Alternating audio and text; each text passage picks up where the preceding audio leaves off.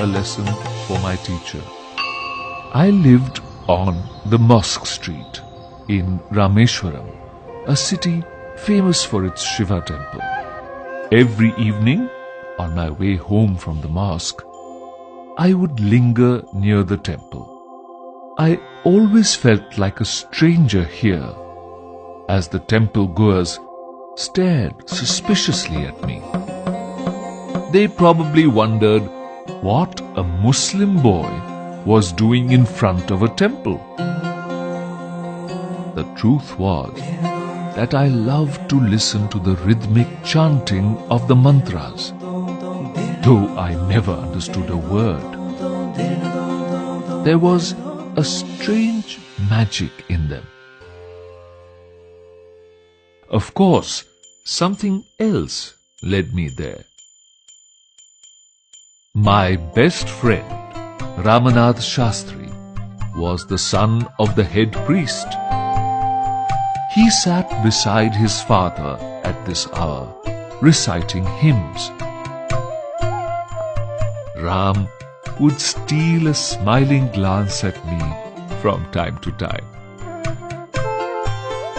At school, Ram and I always sat together on the first bench of our classroom. We were like brothers. However, being a Hindu priest's son, he wore a sacred thread, while my white cap marked me as a Muslim. One day, when we were in the 5th standard, a new teacher came to our class. He looked strict. He went around the class, tapping his cane on his palm, and stopped before us. "You, the one in the white cap, how dare you sit beside the temple priest's son?" he shouted. "Go sit on the last bench." I felt hurt. With tears in my eyes, I picked up my books and shifted to the last row.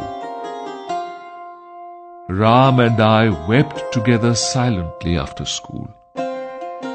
We thought we would not be allowed to be friends anymore. When I reached home that day, my father looked at me and asked, "Were you crying? What's wrong, son?" I recounted the whole incident to my father, while Ram also told his family the same story. Early the next morning, Ram came running to our house and said, "Father has asked you to come to our house immediately." I was terrified.